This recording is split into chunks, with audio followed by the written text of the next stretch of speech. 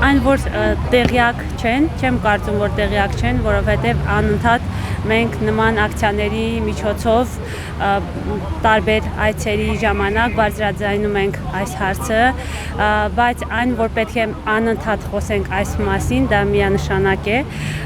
որովհետև լռություն նշանակում է համակերպվել։ Մենք այսօր այստեղ ենք եկել ասելու, որ մենք չենք համակերպվելու եւ մեր արդարության ձայն ենք բարձրացնում, որովհետև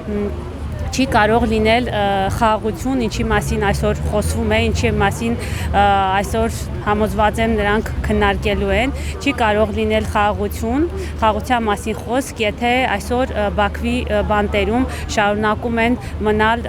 հայ գերիներ, շարունակում են մնալ Արցախի ռազմաքաղաքական ղեկավարությունը որպես պատանդ, եւ չի կարող խոսք լինել խաղաղության մասին, եթե այսօր Արցախում Ադրբեջանը էթնիկ զտումից հետո շարունակում է մեկ այլ ցեղասպանություն, դա մշակութային ցեղասպանությունն է, մշակութային սպանն է, ոչնչացնելով Արցախում պատմամշակութային կոթողները, պատմամշակութային ժառանգությունը, փորձելով դրանով ջնջել հայկական հետքը։ Եվ այս ամենը կատարվում է Եվրոպայի այն երկրների աչքի առաջ, ովքեր այսօր այստեղ են, եւ ընդհանրապես աշխարհի աչքի առաջ, եւ մենք եկել ենք այս մասին նորից եւ նորից բարձրաձայնելու ու ասելով, որ մենք չենք հավատում այդ կեղծ խաղաղությանը, քանի կան այսպիսի հարցեր։ Ձեր ստեղծագործություններում Արցախի նկատմամբ, Արցախի կարոտ, անընդհատ բարձրաձայնում եք, անընդհատ հասցնում եք ընթերցողին, այս պահին դուք ինչի վրա եք աշխատում եւ այդ կարոտը գնալով ավելի է խորանում ու դա ինչպես պետք է արտահայտվի նաև ստեղծագործություններում։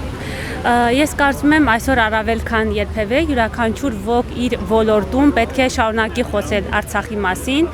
նկարիչը նկարի, գրողը գրի, չգիտեմ, դիվանագետը իր ասպարեզում, ամեն մեկը իր հարթակում ի հեճուկս ամեն ինչի պետք է շարունակի խոսել Արցախի մասին, որովհետև ինչքան մենք խոսում ենք, ինչքան մենք մեր գործունեությամբ խոսում ենք, նշում ենք Արցախի մասին, այնքան Արցախը շարունակում է մնալ մեր, շարունակում է լինել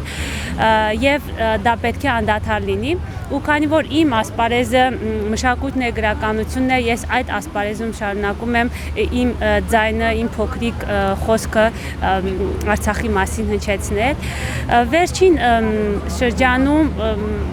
մի հետաքրքիր նախագծի եմ մասնակցել, Արցախ-Ֆրանսիա նախագիծ է եղել գրական նամակագրության,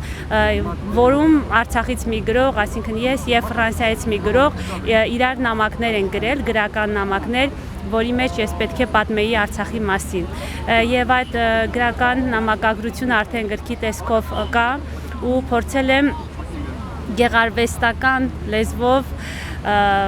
պատմել այն կարևոր հարցի մասին, որը այսօր փորձում է մոռացության մատնել,